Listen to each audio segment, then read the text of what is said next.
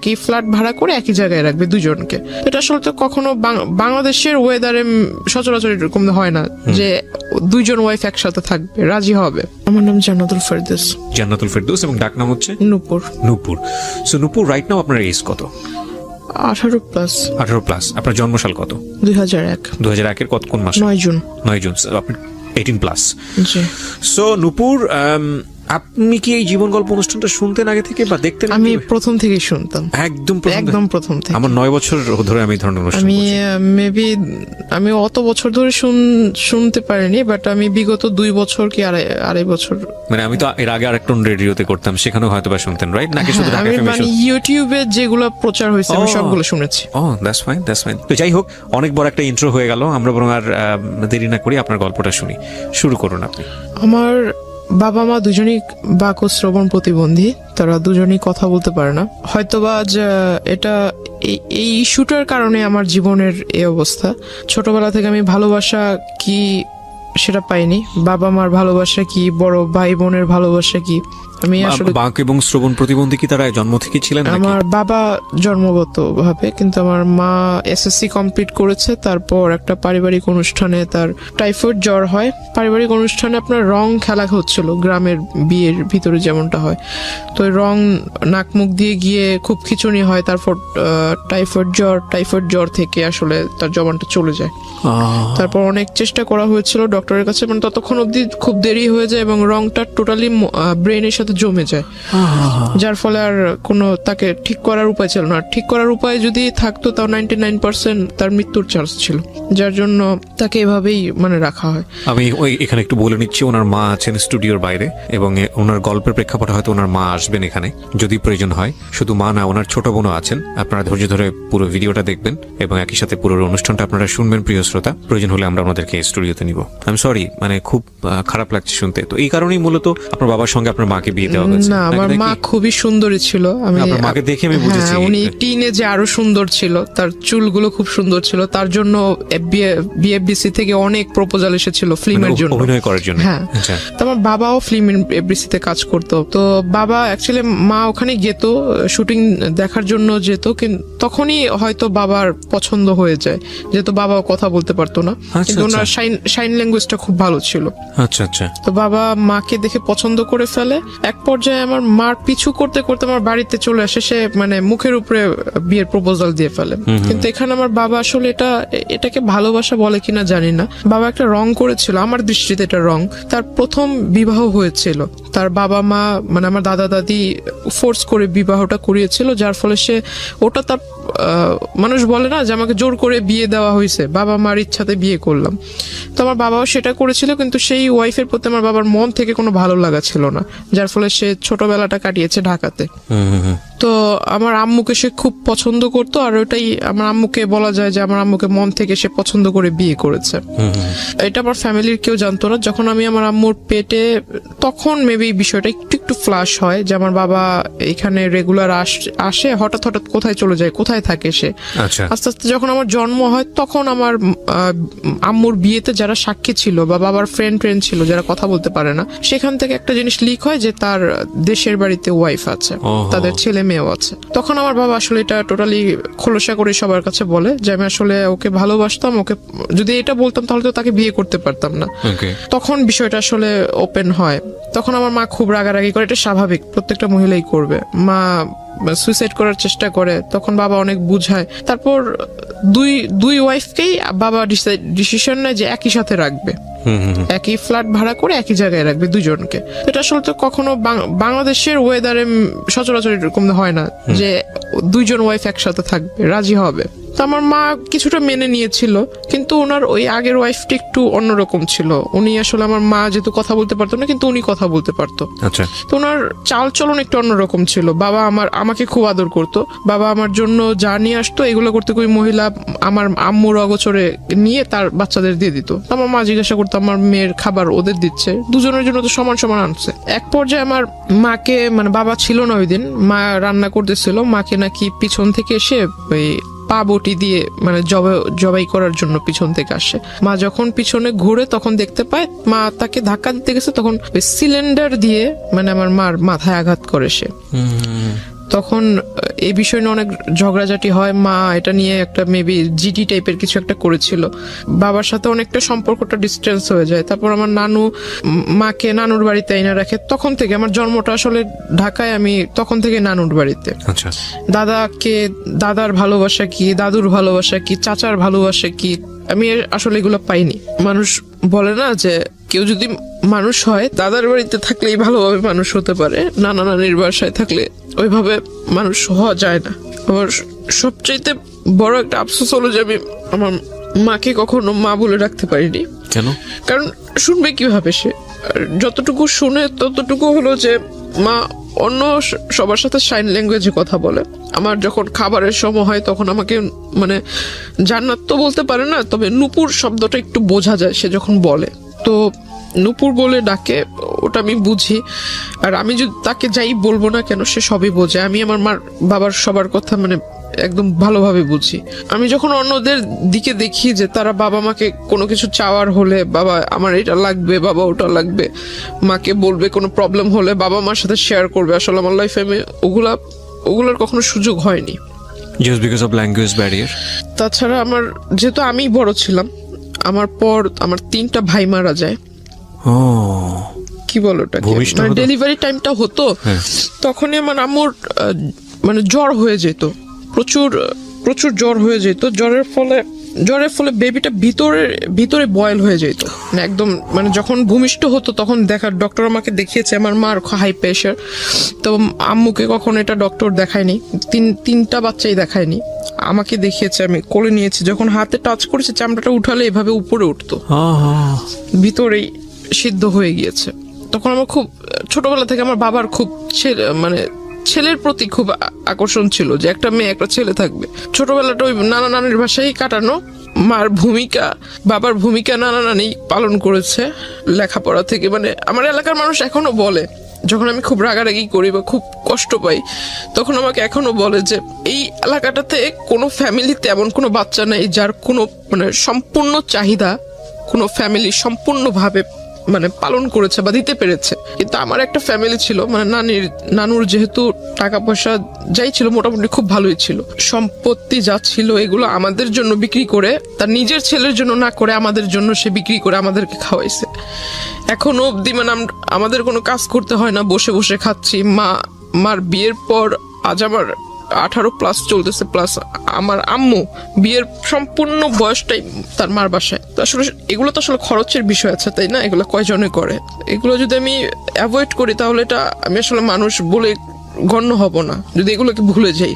আমার জন্মের পর যেটা বললাম যে আমার বাবার ছেলের প্রতি একটা আকর্ষণ ছিল, আমার মাকে খুব ফোর্স করলো, যেহেতু 3টা ছেলে মারা গেছে, বাবা খুব রাগান্বিত ছিল। আমার পরপর যে বাচ্চাটা মারা যায় সেটার ফলে আমার বাবার একটা সন্দেহ ছিল যে আমার নানি এটা মেরে ফেলেছে। কারণ আমার নানি ভাবতো হয়তো যে আমার মেয়ে এখানে, আবার একটা নাতনি এখানে, আবার একটা বাচ্চা হলে এটার খরচ কে বহন করবে। আমার বাবার একটা ভুল ধারণা ছিল, এটা আমার মনে হয়। বাবা এটা মানে পুলিশ কেস পর্যন্ত গড়িয়ে গিয়েছিল যে আমার শাশুড়ি বাচ্চাটাকে মেরে ফেলেছে, এরকম খুব একটা ঝামেলা হয়। তারপর আমার মা বলে যে এরকম কিছুই না, এটা একটা দুর্ঘটনা ছিল, অ্যাক্সিডেন্ট। তারপর বাবা খুব ফোর্স করে মাকে পরবর্তী বাচ্চা নেওয়ার জন্য। দুর্ভাগ্যক্রমে মানে হয়ে যায় মেয়ে। দ্যাট মিন আমার যে বোনটা বাহিরে আছে, 3টা বাচ্চার পরে 3টা বাচ্চা মারা যাওয়ার পরে মেয়ে, 3টা বাচ্চা মারা যাওয়ার পর 16 বছর যখন আমার যখন 16 বছর চলে তখন আমার এই বোনটা। ওকে, ওর বয়স কত এখন? ওর এখন 4 চলতেছে। চলছে। যখন আমরা জানতে পারি যে মেয়ে, যে হসপিটালে মেবি চেক আপ করলে বোঝা যায় যে মেয়ে হবে, তো এই বিষয়টা আমার মা কেন যেন আমার বাবার কাছে বলেনি। মা হয়তো ভেবেছে এটা বলার পর আমার বাবা নারাজ হবে বা ঝগড়াঝাটি করবে। তো আমি আসলে ওই বিষয়টা বুঝিনি, তখন আমি খুব ছোট। বাচ্চা হলো, আমি খুব খুশি যে আমার 3 ভাই আমি নিজের হাতে দেখেছি তাদের লাশটা। তো আমার একটা বোন হবে, আমি খুব খুশি যে ভাই না হলো বোন তো পাবো। বোনটা যেদিন হলো সেদিন হসপিটালে আমি দেখতে গিয়েছি, বাবা বাহিরে ছিল। বাবাকে শুধু পিকচার পাঠিয়েছিলাম, বাবা বারবার জিজ্ঞাসা করেছিল ছেলে হয়েছে না মেয়ে হয়েছে, বারবার এক কথাই জিজ্ঞাসা করতেছিল। বাচ্চাটা এত সুন্দর সেটা আমাকে কিছু বলতেছে না, শুধু বলতেছে যে ছেলে না মেয়ে। তা আমি কিছু বললাম, বললাম বাবা আমি এগুলো দেখিনি, বাবু হয়েছে খুব সুন্দর, মার কাছে রেখেছে, আমি শুধু এতটুকুই দেখছি। তখন আমার মা আমাকে বুঝালো যে তোমার 3 ভাই মারা যাওয়ার পর তোমার বাবা আমার সাথে অনেক খারাপ ব্যবহার করেছে, এখন তো মেয়ে হয়েছে, দেখবা ওর কপালটা পুড়লো। ও যখন মানে যে 1 মাস 2 মাস হয়ে যায় তখন ওর চুল ফেলবে, বাচ্চাদের ফার্স্ট চুলটা ফেলবে, তখন বাচ্চাদের জন্য যে প্যাকেট করা থাকে না যে নানান রকম কসমেটিক্স, তো এগুলো মেবি এক্সপায়ারি ডেট মানে ওভার, তো ওই বাবাও খেয়াল করেনি হয়তো যখন কিনে আনছে। ওকে যখন গোসল করানো হয় তখন ওর মাথাটা একদম মেডিসিনের অ্যাফেকশনে ফুলে মাথাটা এত বড় হয়ে গেছিল, একদম লাল লাল হয়ে গেছে, পুরো মাথার ভিতরে কেমন যেন হয়ে গেছিল।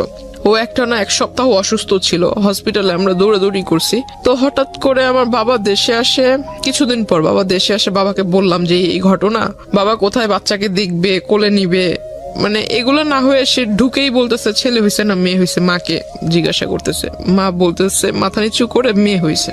বাবা আমার বোনটাকে কোলে নেয়নি। ওনার আগের ঘরে কি কয়জন ছেলে মেয়ে? তার মেবি 2 ছেলে 1 মেয়ে। তারপরই অবস্থা। হ্যাঁ, ওনার যদি এমন হতো যে না একটা ছেলে নাই, প্রথমত এই আচরণটা ছেলে মেয়ের ক্ষেত্রে করাই উচিত না। দ্বিতীয়ত হচ্ছে যে ওনার তো ছেলে আছে, 2টো ছেলে আছে, তারপর এটা যাই হোক আপনি মেয়ে হিসেবে বলছেন, এটা খুব দুঃখজনক, আসলে আর কিছু বলার নেই। তো আমার তারপর বোনকে তো এরকম দেখছি। বড় সমস্যা হলো যে আমি ছোট থেকে একাকিত্ব, মানে নিজেকে সবসময় একা করে রাখতাম। এটা আমার একটা, আমি মনে করি যে আমার একটা সবচেয়ে বড় ভুল। ইভেন আমি যখন স্কুলে পড়ি আমি কারোর সাথে মিশতাম না, আর আমার কাছে কেন যেন মনে হতো যে আমার আব্বু আম্মু তো এরকম, কারোর সাথে ফ্রেন্ডশিপ করলে অবশ্যই বাবা মার একটা টপিকস প্রথমেই আসবে যে বাবা কি করে, মা কি করে। এগুলো শুনলে মানুষ আসলে কোন নজরে আমাকে দেখবে যে ওর বাবা মা কথা বলতে পারে না। আমাদের বর্তমান সমাজের মানুষ যেটাকে বলে বোবা, আর এই জিনিসটা আমার শুনতে খুব খুব খারাপ লাগে, যার জন্য আমি কখনো কারোর সাথে মানে ওইভাবে যদি পরিচয় হয়েও যায়, বাবা মার টপিকস আসলে আমি তার সাথে কথা বলা ক্লোজ করে দিই। তারপর মানে সবার সাথে কথা বলতাম না, একা একা থাকতাম। তো সবাই মনে করতো আমি অনেকটা হিংসুটে বা আমি একটু অন্যরকম, সবার সাথে মিশতে পারি না, আমার ভিতরে জেলাসি কাজ করে। তো আমি আসলে কারো কে আমাকে নিয়ে কি ভাবলো এগুলো আমি কানে দিতাম না। আমার ছোটবেলা থেকেই নামাজের প্রতি একটা আকর্ষণ ছিল, আল্লাহ তাআলার সমস্ত আদেশ নিষেধ এগুলা মেনে চলি ছোট থেকেই। আর আমার ছোটবেলা থেকেই কেন জানি ওই যে অ্যারাবিক কালচার যেটা আমার কাছে খুব ভালো লাগে। তো কলেজে উঠলাম, এসএসসির পর যে 3 মাস বন্ধ থাকে, 3 মাসের ভিতরে অনেক ঘোরাঘুরি হয়েছিল, অনেক জায়গায় মানে ঘুরছি। তো হঠাৎ করে একটা বিয়ের প্রপোজাল আসে আমার জন্য। তো ছেলেটা মেবি রাজনীতিতে জড়িত ছিল। তো যখন শুনলাম যে রাজনীতি করে, ঠিক আছে রাজনীতি করে ভালো, বিয়ের পর হয়তো বউকে ভালোভাবে রাখবে, প্রত্যেকটা ফ্যামিলি চায় তার মেয়ে একটা ভালো ভালো ছেলের কাছে বিয়ে হোক। কি করে যেন বাবা খোঁজ নিয়ে দেখে যে ছেলের আসলে মানে ব্যাকগ্রাউন্ড ভালো না, নেশা টেশা করে, তো এজন্য ওটা রিজেক্ট হয়ে যায়। তারপর ওই ছেলেটা করে কি, মানে রিজেক্ট তো আমার বাবা মানে বললো, বাবার দ্বিমত ছিল। তো ওই ছেলেটা আসলে মানে পরে একটা আমার এলাকাতে ওর পরিচিত কোনো লোক টোক দিয়ে পরে বলে যে আমার নাকি মানে বিয়ের মানে সাংসারিক জীবনে যাওয়ার মতো আমার ভিতরে মানে কি বলে এটাকে, মানে সক্ষমতা বা এরকম কিছু নাই।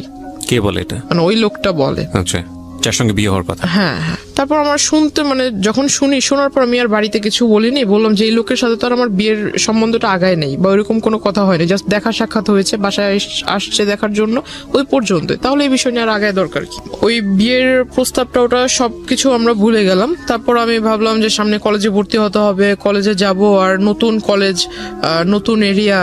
যেদিন ফার্স্ট ডে কলেজে গেলাম, খুব মানে প্রথম দিনই খুব মানে ক্লাসের মানে 42 জন স্টুডেন্টের মধ্যে যেন টিচারদের চোখের মনি হয়ে গেলাম। কলেজ স্টার্ট হওয়ার 2.5 থেকে 3 মাসের ভিতরে আমার ফোনের ভিতরে একটা ফোনের মেসেঞ্জারের ভিতরে একটা নক আসে, রিকোয়েস্ট আসে যে ওই কেউ কাউকে মানে অ্যাট ফার্স্ট আপনার ফ্রেন্ড রিকোয়েস্ট পাঠায় নেই, কিন্তু মেসেঞ্জারে যে রিকোয়েস্টটা করে, মেসেজের রিকোয়েস্ট সেটা করে। তো আমি আসলে দেখতে পাই মানে আমার একটা রাজনৈতিক যে প্রেক্ষাপটটা, আমার ছোটবেলা থেকে কেন যেন মনে হতো যে আমি বড় হয়ে লেখাপড়া করে ইচ্ছা ছিল যে আমি এগুলো করব। তখন ওই টাইমটাতেই ওই লোকটা আমার প্রোফাইল পিকচারে ছিল, ওই যে পিকচারটা ছিল, সেই পিকচারটা দেখে উনি আমাকে নক দেওয়ার পর সে আমাকে ডিরেক্টলি এট ফার্স্ট নক দিয়ে আমার নাম্বার চাই। ইভেন সে লিখে যে আপনি যদি আমার দলের ভিতরে আসেন তাহলে আপনাকে দেখে অনেক লোক উপলব্ধ হয়ে, আপনাকে দেখে অনেক লোক, আপনার আশেপাশের অনেক লোক আমার এখানে আসবে। আপনার প্রোফাইল পিকচারের মধ্যে দলীয় কোনো ব্যাপার স্যাপার ছিল? হ্যাঁ হ্যাঁ। ওকে। আর আমি জানতাম না যে প্রোফাইল পিকচার আমার সাথে যিনি ছিল ওনার সাথে আবার ওনার আগে থেকেই পরিচয় আছে। ওটা উনি দেওয়ার পর আপনার প্রোফাইল পিকচারের মধ্যে এমন একজন ব্যক্তি ছিল যার সঙ্গে যিনি আপনাকে নক দিয়েছেন তার পরিচয় ছিল। হ্যাঁ, ওকে। মানে ওনার ওখানে উনি কাজ করতো, যিনি আমাকে নক দিয়েছে। তো উনি আমাকে যখন এই মেসেজ দেয় তখন আমি ভাবলাম যে উনি আমাকে মেসেজ দিয়েছে, আমি ওনাকে চিনি না, উনিও আমাকে চিনে না। এই প্রথম যেহেতু মেসেজ দিয়েছে, মেসেজ দিয়ে আবার নাম্বার চাচ্ছে, প্রথমেই নাম্বার চাচ্ছে, প্লাস বলছে যে আমার দলে আসলে আপনার লাইফটা অনেক ভালো হবে, লাইফটা অনেক ভালোভাবে লিড করতে পারবেন, অনেক বড় পোস্ট পাবেন, দেশে বিদেশে ভ্রমণ করতে পারবেন, আরো অনেক কথা। তো আমি আসলে এই কথা শুনে আমার কাছে মনে অনেকটা মানে টাউট টাইপের মনে হয় যে লোক বাট পারে, মানে আমি তো এখনো পূর্ণ এজে পৌঁছাই নেই, তো আমি কিভাবে রাজনীতি করব? আর আমাকে সে পোস্ট দিবে, আমি পোস্ট মানে আমার একটা সিগনেচারে মানুষ এই দেশ থেকে ওই দেশে চলে যাবে, এটা আবার এমন কোন ক্ষমতা? দুনিয়াতে তো অনেক রাজনীতিবিদ আছে যাদের বয়স অনেক বেশি, একটা নির্দিষ্ট টাইম থাকে না। তো আমি ওইটা মিন করে মানে তার সাথে আর কথা বলিনি, সে আমাকে রিকোয়েস্ট পাঠিয়েছে, তার সাথে কোনো কথা না বলে আমি সাথে সাথে রিকোয়েস্টটা রিমুভ করে দিই। অনেকদিন যায়, সে আবার অন্য একটা আইডি থেকে রিকোয়েস্ট মানে ওইভাবে রিকোয়েস্ট করে সেম কথা বলে, তখন আমি বুঝতে পারি যে অন্য আইডি হলে কি হবে, লেখা তো সেম, নাম্বারটাও সেম, আমি ওটা রিমুভ করে দিই। তারপর সে আমাকে সে একটা কাজ করেছিল যে আমার ফেসবুকের ভিতরে যে পিকচারগুলো আমি আপলোড দিতাম সেগুলো সবকিছু পাবলিক ছিল, পাবলিক থাকলে মেবি লাইক টেক বেশি আসে এরকম কিছু।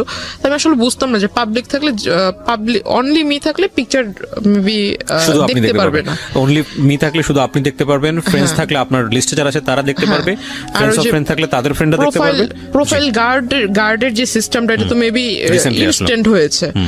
তো তখন প্রোফাইল পিকচারে ওইরকম লকটক সিস্টেম ছিল না, পিকচারটা সে ডাউনলোড করে রেখেছে, ডাউনলোড করে মেবি ওই যে প্রিন্ট আকারে বের করেছে। তারপর আমার ওখানে ইউনিফর্ম পরা কিছু ছবি ছিল, ইউনিফর্মের সাথে আপনার যে আইডি কার্ডের যে লেসটা হয়, লেসের ভিতরে কলেজের নাম ছিল, সে সমস্ত কিছু ডাউনলোড করে মানে টোটালি অ্যাডভান্স ছিল, কোন পিকচারে কত মানে কোন ডেটে কোন পিকচার ছেড়েছি, আজকে একটা পিকচার ছেড়েছি, যে কমেন্ট করেছে সে কালকের পিকচারও স্টাডি করেছে, হ্যাঁ সমস্ত কিছু সে নোট করেছে, প্লাস স্ক্রিনশট রেখেছে কারা কারা মানে রেগুলার কমেন্ট করে, লাইক করে, প্লাস ওইখানে আপনার লাইক, কমেন্ট এন্ড স্মাইলি দেওয়ার সিস্টেম আছে, লাভ চিহ্নর মেবি একটা রিঅ্যাকশন আছে, ওইরকম কারা কারা দেয়, হ্যাঁ সমস্ত কিছু। সে একটা মানে তার একটা স্বভাব ছিল কি সবকিছু লিখে, মানে কাগজ কলম তার কাছে মানে সবকিছু লেখার ভিতরে সে এক্সপার্ট ছিল।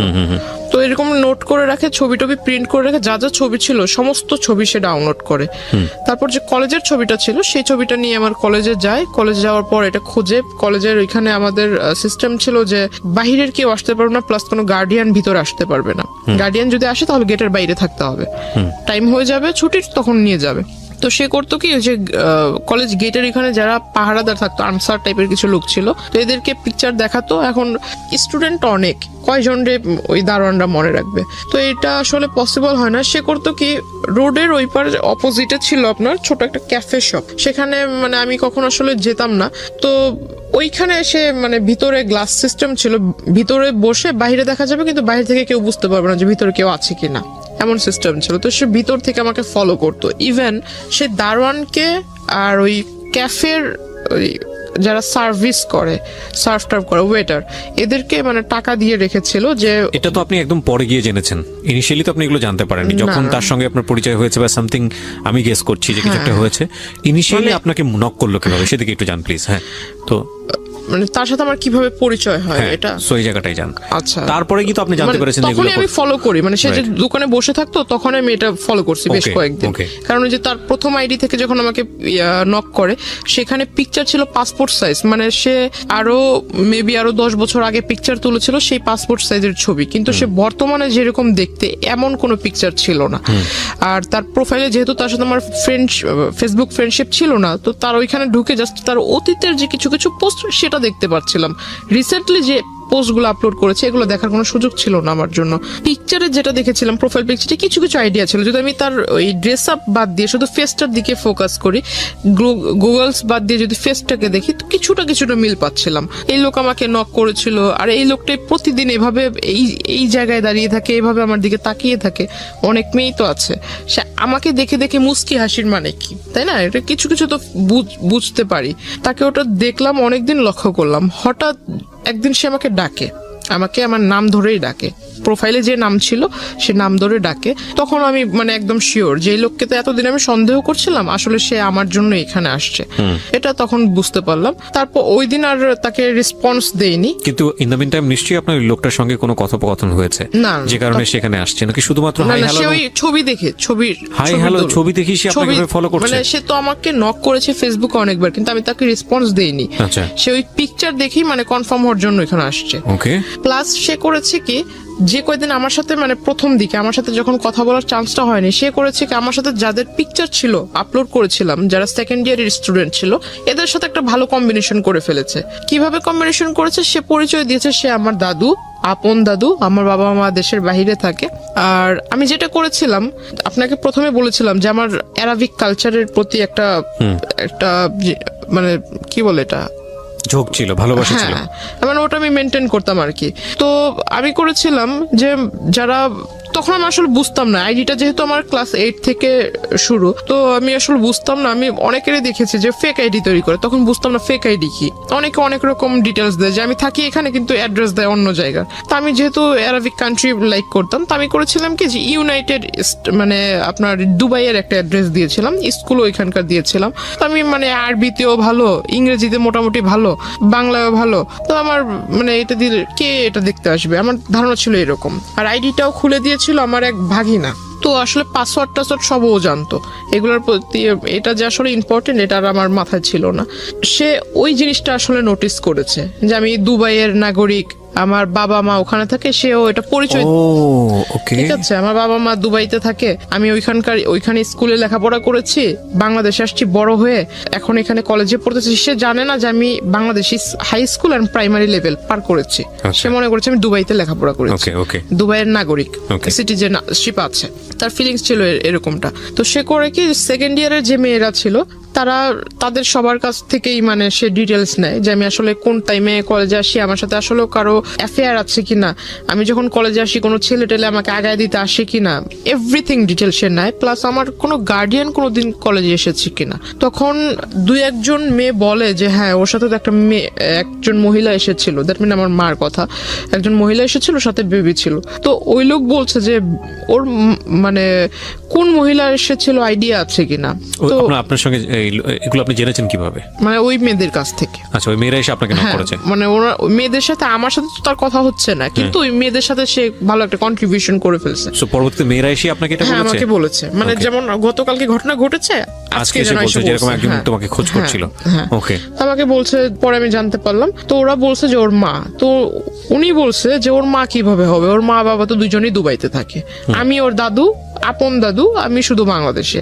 ওর সমস্ত দেখাশোনা সমস্ত কিছু আমি করি, ওর লেখাপড়ার খরচ বাবদ সবকিছু আমি বহন করি, বাবা মা বাইরে থাকে। তখন আমাকে বললো যে তুমি ওই দিন যে মহিলা আসছে, তো আসলেই কি উনি তোমার আম্মু? তো আমি বললাম হ্যাঁ, এতে সন্দেহ আছে নাকি। পরের দিন আমি আমার মাকে বোনকে, নানুকে বললাম যে তোমরা একটু কলেজে আইসো, আমার টিফিন পিরিয়ডের পরে কলেজে এসো। তারা গিয়েছে, তখন আমি সবাইকে দেখালাম যে এই যে আমার আম্মু, এটা হলো আমার নানু। তো সবাই বলতেছে তুমি এত স্মার্টলি চলাফেরা করো, তোমার নানু এরকম কেন?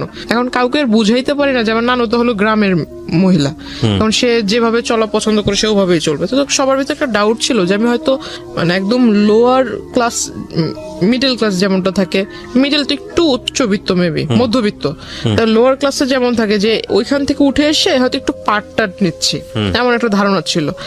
কারণ ওই যে আমার দাদু সেজেছে, সে অনেক কিছু মিসআন্ডারস্ট্যান্ডিং তাদের ভিতরে তৈরি করে দিচ্ছে। এখন সবাই আমাকে একটু অন্য নজরে দেখছিল যে আমি আসলে মিথ্যা বলছি, এটা সেটা। সবাই একে অপরের সাথে মানে একটু উকি ঝুঁকি করে কথা বলছিল। আমাকে যখনই কেউ দেখে, তখনই আমার সামনে একজন আরেকজনের কানে কানে কথা বলে। তখন আমার কাছে একটু সন্দেহ হলো। এই গতকালকে ওই লোকের কথা শুনলাম, ওই লোককে সন্দেহ করতেছিলাম, সন্দেহটা বাস্তবায়ন হলো। আবার এখন এতদিন এরা আমার সাথে কথা বলার জন্য সামনে আসতো, গায়ে পড়ে কথা বলবে, আমি কথা বলতাম না। এখন মানে এরাই আমাকে দেখে মানে একজন আরেকজনের কানে কানে কথা বলছে, নিশ্চয়ই মেবি বাজে কিছু। তখন জানতে পারলাম, জিজ্ঞাসা করলাম সেকেন্ড ইয়ারের একজনকে, যা জিজ্ঞাসা করলাম যে কি হয়েছে, তোমরা তো আমার মানে তোমরা পারো না আমাকে তোমাদের ক্লাসে টাইনা নিয়ে যায় মানে একসাথে বসায় রাখ, তো তোমরা এখন আমার কাছ থেকে দূরে দূরে সরছো, আমার সাথে কথা বলছো না, কারণ কি? তখন আমাকে তাদের ফোন বের করে দেখালো, এই যে দেখো।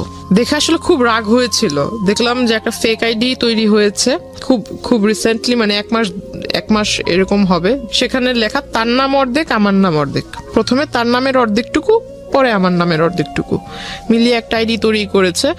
এখন একটা পিকচার, যে কিছু কিছু সহজ যেগুলো বোঝার উপায়, যে আপনার সফটওয়্যার আছে যে কলেজ মেকার বলে, বা কোলাজ photo- মেকার, হ্যাঁ, কোলাজ মেকার, আচ্ছা, যাই হোক, ওই পিকচার মানে এই পাশে একটা ছবি বসানো, এই পাশে একটা ছবি, কোলাজ তো করা যায়, দেখাই হ্যাঁ। যাচ্ছে, বুঝতেই পারতেছি যে এখানে একটা বসেছে, এই জায়গায় একটা এডিট করা হয়েছে। তো আসলে এটা ওরা সেকেন্ডারি স্টুডেন্ট, ওদের মাথায় কেন ঢোকে নাই আমি জানি না। তখন আমি বললাম, এটা তো তোমরা নিজেরাই দেখছো যে পিকচারটা এরকম করে বসানো হয়েছে, তো এটা আসলে যেভাবে বলছো এরকম তো ঠিক না।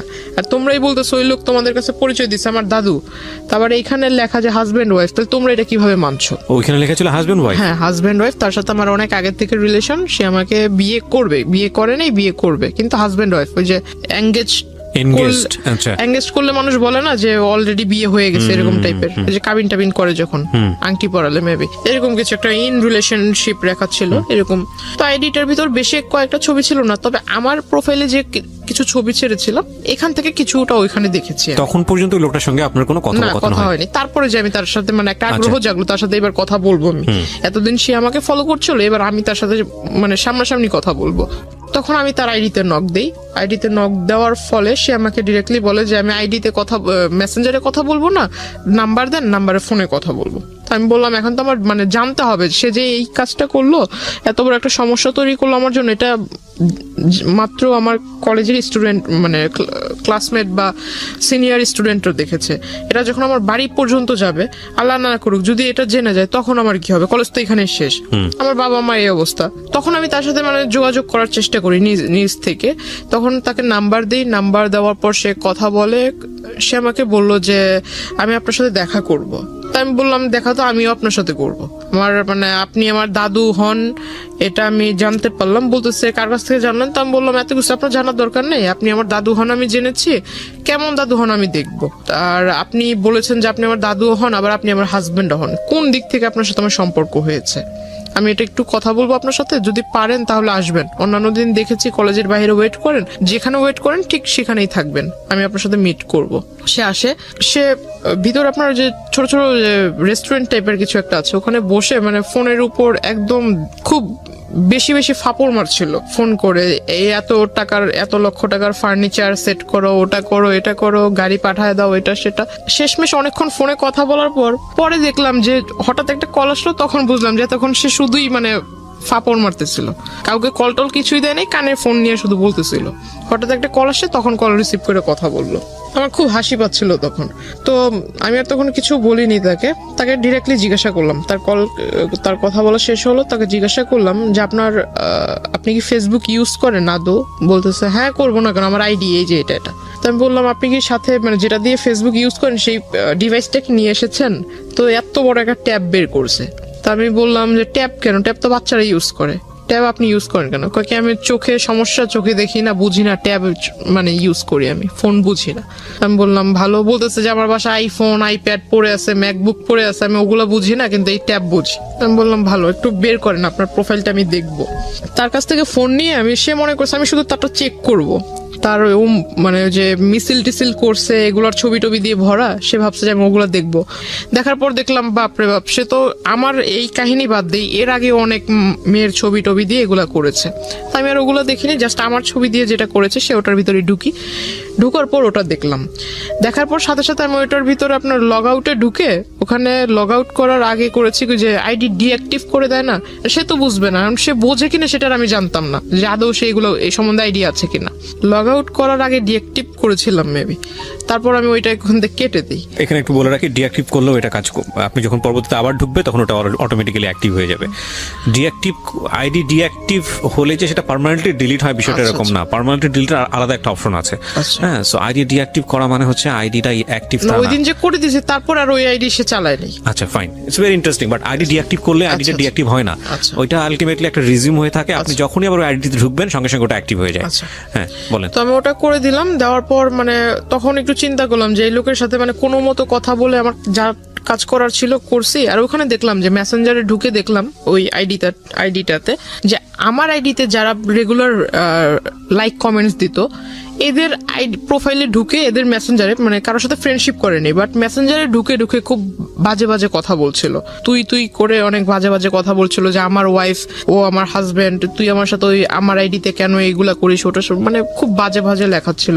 তার ওখান থেকে বের হওয়াটাই আমার জন্য ইম্পর্টেন্ট ছিল। তো আমি তার সাথে ওটা তো করে দিছি, কাজ শেষ। তার ট্যাব তার হাতে দিয়ে দিলাম। তারপর সে আমাকে বলতেছে যে আপনার বাবা মা কেমন আছে, আপনার বোন দেখলাম খুব সুন্দর। তারপর বললো যে বিয়ে শাদীর মানে কাউকে পছন্দ করেন কিনা এটা সেটা।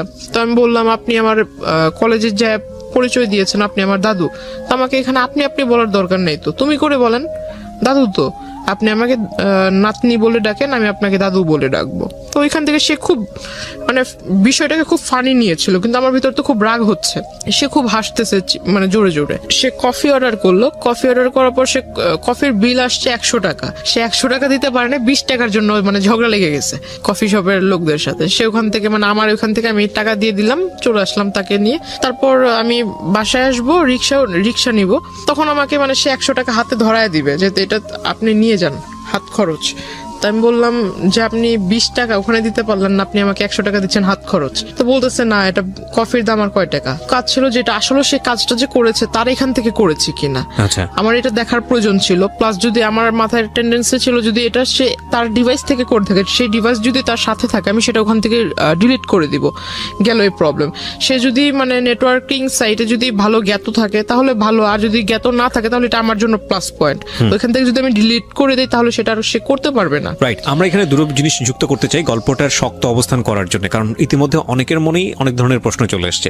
এই লোকটার সঙ্গে এই যিনি আজকে আমাদের এখানে আছেন গেস্ট, জান্নাতের মূল যে জায়গাটা থেকে সম্পর্ক, ঠিক সম্পর্ক না, মানে এই ধরনের যে আদান প্রদান হচ্ছে বা এক ধরনের যোগাযোগ তৈরি হয়েছে, সেটার মূল কারণটা হচ্ছে জান্নাতের একটা পলিটিক্যাল ব্যাকগ্রাউন্ড আছে যেটা আমরা এখানে রিভিল করিনি, এবং সে চাইতো পলিটিক্স করতে, যে কারণে তার প্রোফাইল পিকচারে সে যাদের সাথে মুভ করেছে সেই সব মানুষদের ছবি ছিল। এবং যেই ভদ্রলোকটি তাকে নক দিয়েছে তিনিও পলিটিক্সের সঙ্গে জড়িত ছিলেন, এবং তিনি ওই তার এরিনার হওয়ার কারণে ওর প্রোফাইলে নক দিয়েছে। নক দেওয়ার পরে ওদের মধ্যে কোনো এক রকমের কথোপকথন হয়েছে। সামহাও ওই পিপলটা, মানে যে ভদ্রলোককে আমরা এখানে কথা বলছি, তিনি জান্নাতকে ট্র্যাক করা শুরু করেছেন, এবং ট্র্যাক করে যখন কনভিন্স করতে পারছে না তখন তার নামে উল্টাপাল্টা ছড়াচ্ছে অ্যাকর্ডিং টু জান্নাত। এবং জান্নাত এইটাকে মিটিগেট করার জন্য, এইটাকে সলভ করবার জন্য এই লোকটার সঙ্গে দেখা করেছে। ওকে, আমি সবসময় বলি যে স্টোরি লাইনটা হচ্ছে এটা, বিলিভ করা না বিলিভ করা এটা আপনার ব্যাপার, কিন্তু যেই জায়গাটা নিয়ে বিতর্ক থাকবে না পুরো গল্পটা বলার পরে, সেই জায়গাটা কি সেটা আমি স্টোরি বলার পরে আপনাদেরকে ক্লিয়ার করব। জি। ওইখান থেকে আমি বাসায় চলে আসি, তার টাকাটা তাকে ফিরিয়ে দিয়ে বাসায় চলে আসি। তারপরের দিন সে আবারও সেম টাইমে, আমার যে ছুটির টাইমটা ছিল, ছুটির টাইমে সে কলেজের ওখানে আসে। তারপর তাকে আমি আসলে বললাম যে আসলে আপনি দাদুর পরিচয় দিয়েছেন, এটা আসলে খারাপ কিছু না। দাদু সেকেন্ডে তো আপনি মিট করেছেন তার সঙ্গে, মানে সে কলেজের ওখানে আসছে। আচ্ছা, পরের দিন, তারপর আপনি দেখা করেছেন? পরের দিন আসছে। আমি কলেজ থেকে যখন বের হইতে আমার সামনাসামনি দেখা হয়ে গেছে। সামনাসামনি হয়েছে। আমার বাসে উঠলাম, বাস ছিল, বাসে উঠলাম। ওঠার পর সে আমাকে ডাক দিয়েছে। প্রথমে আমি আসলে এটা যেহেতু আমার কাজ যতটুকু ছিল আগের দিন তো আমি করেই দিছি, তারপর তার সাথে কিসের কথা বলা। তো আমি বাসে উঠে গেছি, সেও পিছন পরের বাসে উঠছে। ওই বাসে আর জায়গা ছিল না, পরের বাসে উঠছে। কিন্তু আপনার যে সে এত বড় একটা ক্ষতি করলো বা এরকম একটা কাজ করলো, আপনি তাকে কিছুই বললেন না? না, আমার থটটা ছিল যে আমি বাড়িতে কোনোভাবে না জানুক, কারণ বাড়িতে যদি একবার জানাজানি হয়, প্রিন্সিপাল আমার কলেজের টিচারের মাধ্যমে আমার ফ্যামিলির লোক জানবে, যে আমাকে ভর্তি করতে সহায়তা করছে তার কানে যদি বিষয়টা চলে যায় তাহলে আমার লেখাপড়া ওখানেই বন্ধ হয়ে যাবে। তো আপনি তাকে এটা বললেন না যে আপনি নেক্সট টাইম এই কাজটা করবেন না বা এরকম? বিষয়টা যদি আমার বাড়িতে জানে তাহলে তার আমার কলেজেই বন্ধ না। কিন্তু যেই লোকটা আপনার এই কাজটা করলো তাকে কি কিছু বলেছিলেন যে আপনি এই কাজটা কেন? তাকে যে এখন বলবো। আচ্ছা, ওকে। তারপর আমি বাসে উঠলাম, সে ওই বাসে জায়গা পায়নি, পরের বাসে উঠেছে। তো এখানে নামলাম, সেও মানে একদম তাড়াহুড়া করে নেমে আমার মানে সামনে আসছে, বলতেছে যে একটু কথা বলে যান। আমি বললাম দেখেন আপনি আমার দাদু হিসেবে পরিচয় দিয়েছেন, ভালো কথা। আপনি যে কাজটা করেছেন, মানে সে মনে করছে আমি বিষয়টা আসলে এখনো জানি না, সে যে কাজটা করেছে আমি বিষয়টা জানিই না এটা ভেবেছে। তো আমি তাকে বললাম যে কাজটা করেছেন, কাজটা করা ঠিক হয়নি। যদি আপনার সন্তানের জায়গায় আমি নিজেকে রেখে বলি তাহলে আপনি নিজের সন্তানের মতো কারোর সাথে এরকম কিছু করতে পারতেন, বা আপনার সন্তানের সাথে যদি এরকম কেউ করতো আপনি কোন দৃষ্টিতে দেখতেন? আপনি কি করতেন? আপনি যখন এই কাজটা করেছেন আপনার মাথার ভিতরে কি বিবেকের লোপ পেয়েছিল? সে বলতেছে আমি এমন কি কাজ করেছি, আমি তো এমন কিছু করিনি। তখন আমি আমার ফোন থেকে ওই আইডিটা বের করে তাকে দিলাম, এটা কি করেছেন? সে বলতেছে আমি করিনি। তখন তো আইডি ডিঅ্যাক্টিভ, আপনি কিভাবে বের করলেন? না তার আইডির যে স্ক্রিনশট, ও আচ্ছা, স্ক্রিনশটটা দেখালেন। স্ক্রিনশট ছিল সেটা আমি দিলাম, কারণ আমার ওইখানে তো আমি আমারটার সাথে আমি তো আর এই বিষয়ে আগে জানতাম না, এটা তো আমি জেনেছি আমার ওই যে সেকেন্ড ইয়ার স্টুডেন্টের কাছ থেকে। তো আমি এটা দেখালাম, দেখানোর পর বলতেছে না আমি এটা করিনি, এটা হয়তো অন্য কেউ করছে। তো আমি বললাম আপনার আর আমার সম্পর্ক কি, এটা আমি নিজেই জানি না। আপনার আর আমার এমন কোন রিলেশনশিপ বা আপনার সাথে আমার কবে পরিচয় হয়েছে? ফাইন, এখন আমি পরিষ্কার হচ্ছি। মানে আলটিমেটলি আপনি যে ওনার কাছ থেকে আপনার এই ফলস আইডিটা ডিলিট করবেন এটা উনি জানতো না আগে থেকে, না, এবং না। আপনিও জানাতে চাননি, কারণ আপনি উনি টেকনিক্যালি হয়তো ভাবছে যে আমি এই সম্পর্কে জানিই না। রাইট। সো আপনি খুব টেকনিক্যালি জিনিসটা ডিলিট করে দিতে চেয়েছেন। ওকে তো ফাইন। আমি তাকে এটা তাকে যখন দেখাই স্ক্রিনশটটা, সে বলতেছে যে না আমি এটা করিনি। তো আমি বললাম যে দেখেন, মানুষ মানেই মরণশীল, মরতে হবে। আর আপনি যেভাবে মানে ডায়লগ মারেন এগুলো আসলে আমার সামনে, আমি আসলে যেটা বললাম যে আমি স্ট্রেট ফরওয়ার্ড কথা বলি, এতে যদি কারো খারাপ লাগে আমার কিচ্ছু যায় আসে না, খারাপকে আমি খারাপ বলবো। আমি তাকে মুখের উপরে বলছি যে এইসব ভণ্ডামি ছেড়ে ভালো হন, রাজনীতি করেন বলে যে আপনার প্রভাব আমাকে খাটাবেন বা আপনি আমাকে অমুকের ভয় দেখাবেন, আমি কিন্তু এতে ভয় পাবো না, আর এইসব কথা আমাকে বললেন না।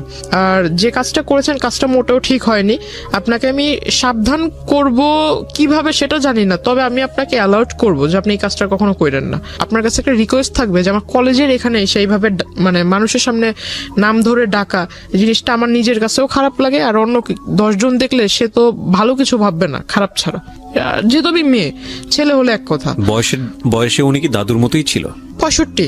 ও ওকে, উনি 65, আপনি 16 তখন, রাইট?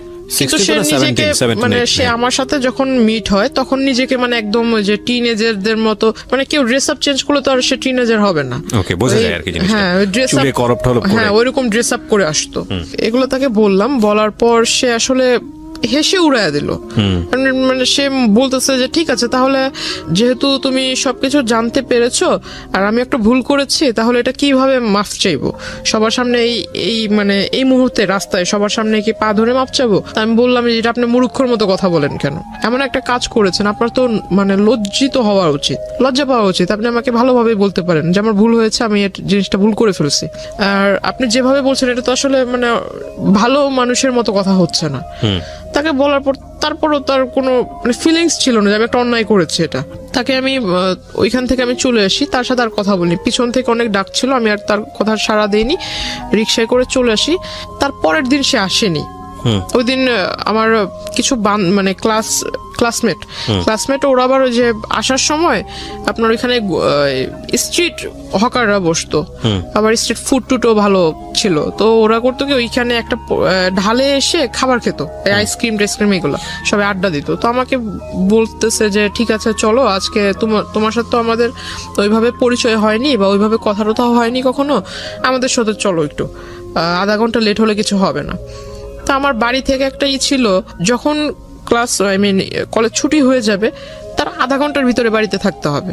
এখন সব সময় তো এটা পসিবল হয় না, কারণ রাস্তায় যদি জ্যাম থাকে আধা ঘন্টা একটু ওভারও হইতে পারে। একটু ওভার হইলে আমার বাসা থেকে আবার একটু রাগারাগি করতো, অন্য কিছু ভাবতো। তো আসলে পরে আমি ওই দিন একটু দেরি হয়ে গেছিল, ওই দিন 2টার মতো বেজে যায়। তারপর আমি বাসা থেকে ওইখান থেকে রিক্সা নিয়ে চলে আসি, বাসায় চলে আসি। বাসা থেকে জিজ্ঞাসা করলো, পরে বললাম এই কাহিনী। তখন অব্দি শুধু যেহেতু আমি ছোটবেলা থেকে সবকিছু আম্মুর সাথে মানে যে সাইন ল্যাঙ্গুয়েজে আমার কোনো কিছু যেটা করতে যাব বা কোনো কিছু করার একটা স্টেপ নিয়েছি আম্মুর সাথে শেয়ার করতাম, কারণ আমি জানি যে আমার আম্মু আমি যা বলবো সেটা শুধু ভালো হলে আমাকে একটা ভালো সাজেশন দিবে, খারাপ হলেও বুঝাবে, কিন্তু কারোর সাথে এটা লিক করবে না। তো বাবার সাথে আমার সম্পর্ক ভালো, কিন্তু বাবার সাথে শেয়ার করার সাহস ছিল না। মার সাথেই করতাম। তো মাকে আমি অলরেডি বলে দিচ্ছি বিষয়টা, ছবি টবিও দেখালাম যে মা এই লোকে এই ঘটনাগুলো করছে। তো মা আমাকে বললো যে তুমি কলেজে যাবা, ড্রেস আপ, যেহেতু ওইখানে আবার বোরকার এলাও ছিল না, কলেজ ড্রেসের কালারের বোরকা এলাও না, ড্রেস আপ পরে যেতে হবে, কলেজ ড্রেস পরে যেতে হবে।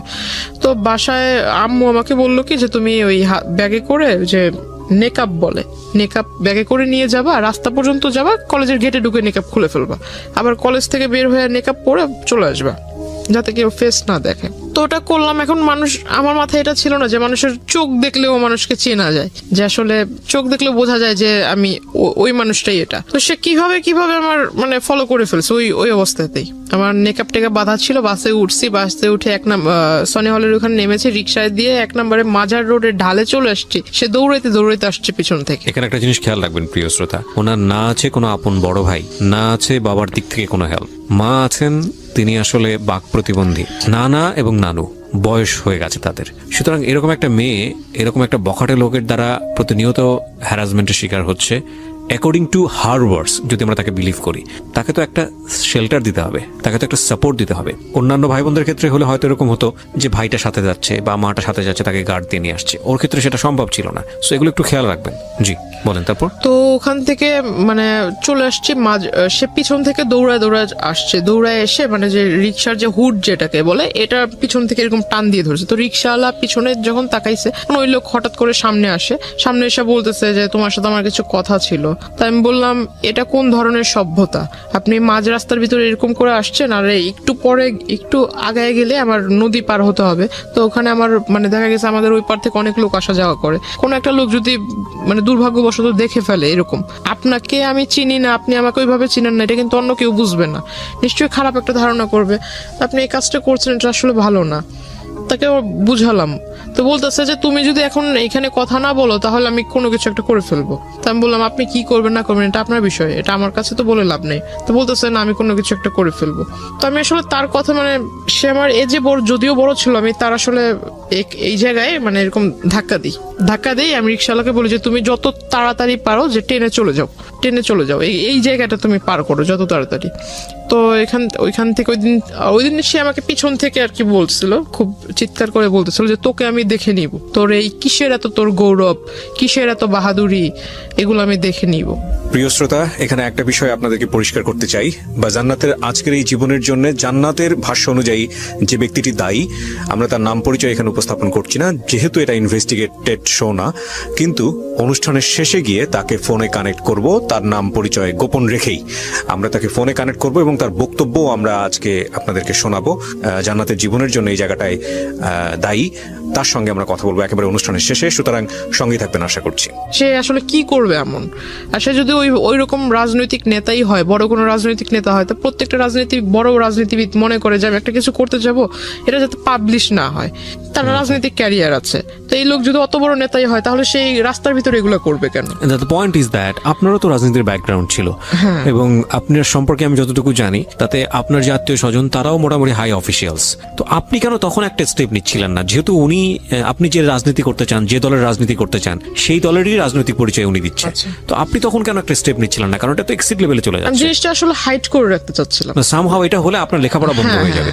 কারণ আমার 2 মাস পর পরীক্ষা, ফার্স্ট সেমিস্টার। রাইট। আমি আসলে কোনো মতো মানে ওনার কাছ থেকে পিছু ছাড়াতে চাচ্ছিলাম। ততদিনে এই ভদ্রলোকটা কি আপনার উইকনেস গুলো বুঝে গেছে যে ও আপনি এটা হাইড করতে? আগে থেকেই নোট করেছে। ইভেন আমি ওই দিন যেটা জানতে পারলাম, আমি যখন তার এখানে ধাক্কা দেই, তার শোল্ডারে যখন ধাক্কা দেই, সে আমাকে যে পিছন থেকে যে বলেছিলাম, তো এই জিনিসটা ইগনোর করেছি। কিন্তু সেই দিন বিকেল বেলা সে করেছিল কি, আমাদের যে নদীর ঘাট যেটা, ওইখানে মানে নৌকাওয়ালা গুলা হলো একদম পার্মানেন্ট নৌকাওয়ালা, এরা চেঞ্জ হবে না, সবসময় এরাই ওখানে নৌকার পারাপার করে।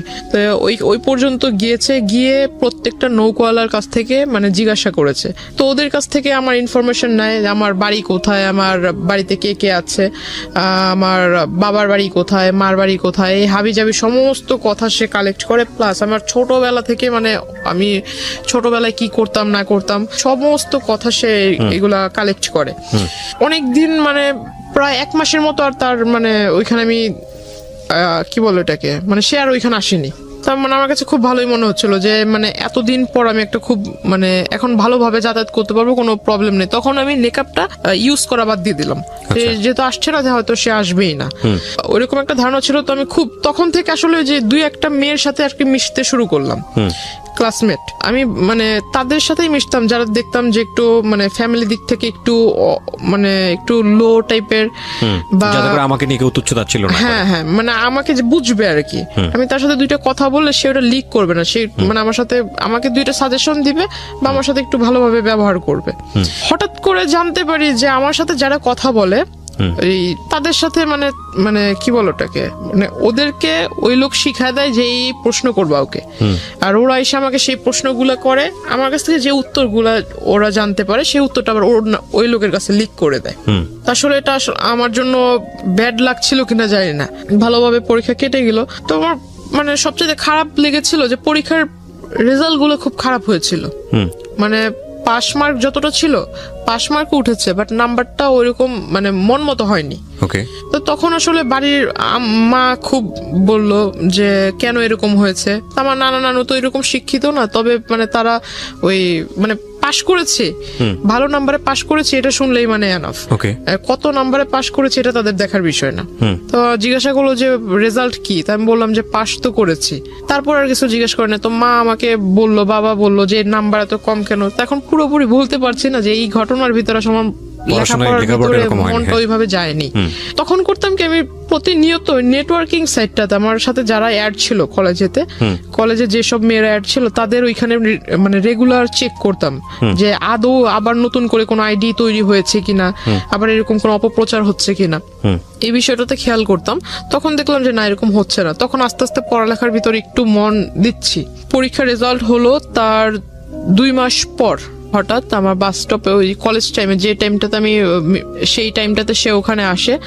আসার পর আমাকে মানে ডিরেক্টলি অফার করে যে আমি আসলে তোমাকে বলতে পারিনি, এতদিন তোমার সামনে আসেনি ঠিক, কিন্তু দূর থেকে তোমাকে দেখেছি। হঠাৎ আমাকে বলে ফেললো তোমার বাড়ি অমুক জায়গায়, তুমি এভাবে এভাবে বাড়িতে যাও, ওই নদী ক্রস করতে হয়, নৌকা পারাপার করতে হয়, অমুক বাড়ির পরে তোমার বাড়ি। টোটাল একটা কাগজের ভিতরে মানে যে জায়গা জমি নিয়ে যারা করে তারা যে ম্যাপ আঁকায় না, রাস্তার ম্যাপ তৈরি করে, এরকম সে আমাকে একদম কলম দিয়ে রাস্তা আঁকায় এটাকে একদম দেখা দিচ্ছে যে এই নদী পার হওয়ার পর অমুক রাস্তা থেকে এই রাস্তা, এই রাস্তা থেকে সেই রাস্তা, মানে দুনিয়ার যত খোঁজ নেওয়া দরকার ছিল সব নিয়ে সমস্ত একটা পেজের ভিতর সে আমাকে লিখে দিল। আমি দেখে আসলে অবাক হয়ে গেলাম। বলতেছে যে এনি টাইম আমি তোমার বাসায় যেয়ে মানে প্রপোজাল দিব। আমাকে এইভাবে বলতেছে 400-500 লোক নিয়ে যাব, এখন এদেরকে বসার মতো জায়গা তো দেওয়ার মতো আছে কিনা, বা এদের খাবার টাবার মানে দেওয়ার মতো অ্যাবিলিটি আছে কিনা, নাকি আমি নিয়ে যাব খাবার, এভাবে বলছে। আমি বললাম যে আপনি আসলে মানে ওই যে আমাদের ওখানে বলে যে যার বিয়ে তার খবর নাই পাড়াপড়শি ঘুম নাই, এই কথাটা তাকে আমি বললাম। তো আমি বললাম যে আপনার কাছে সবকিছু কি মজা মনে হয় নাকি, বাস্তবতা বলতে কি কিছুই নেই?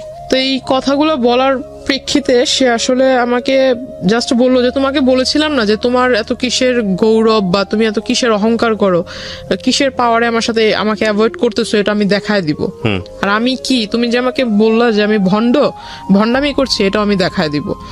তো সে আসলে ওইখানে হঠাৎ একদিন মানে পাঞ্জাবি টাঞ্জাবি পরে কোটি টুটি পরে আমার বাড়িতে হাজির, দুপুর আনুমানিক 3টা বিকেলই বলা চলে, আপনার বাসাতে, হ্যাঁ 3টার দিকে। শুধু বাড়িতে যখন ঢুকবে, আমার যেহেতু রাস্তার পাশে ঘর, চিকন রাস্তা ছিল, রাস্তার পাশে ঘর, বাহির থেকে বলছে যে আমি আসছি, এভাবে বলতেছে যে আমি আসছি। এখন আমার নানা তাকে জিজ্ঞাসা করতেছে ভাই আপনি কে, আপনি মানে কোথা থেকে আসলেন, আপনি কার ঘরে ঢুকবেন বা কাকে চাচ্ছেন, এরকম কিছু একটা। যেমন নানা একটু সোজা টাইপের মানুষ, সে জিজ্ঞাসা করতেছে কার ঘরে যাবেন, কাকে চাচ্ছেন, খুঁজতেছেন কাকে। সে আমার ছবি আমার নানাকে দেখাইছে। দ্য পয়েন্ট ইজ দ্যাট যে এতদিন ধরে আপনি গোপন করলেন যাতে করে ফ্যামিলিতে এই লোকটা না আসে, আপনার লেখাপড়া যাতে বন্ধ না হয়, যেমন ফ্যামিলিতে ঢুকবে, এবং শেষ পর্যন্ত কিন্তু সেটাই হচ্ছে। এগুলো একটু খেয়াল রাখবেন। আমি কেন বলছি যে জায়গাটিতে আমরা আসলে ফোকাস করতে চাই সেটা নিয়ে কোনো বিতর্ক থাকবে না। উনি যেগুলো বলছেন সেগুলো কতটুকু সত্য কতটুকু মিথ্যা সেটা নিয়ে বিতর্ক থাকতে পারে, cause this show is not investigative show. কিন্তু যেইটা পরিণতি সেটা নিয়ে তো কোনো বিতর্ক নাই। পরিণতিটা কেন হলো সেটাও বলবো আপনাদেরকে শেষের দিকে গিয়ে।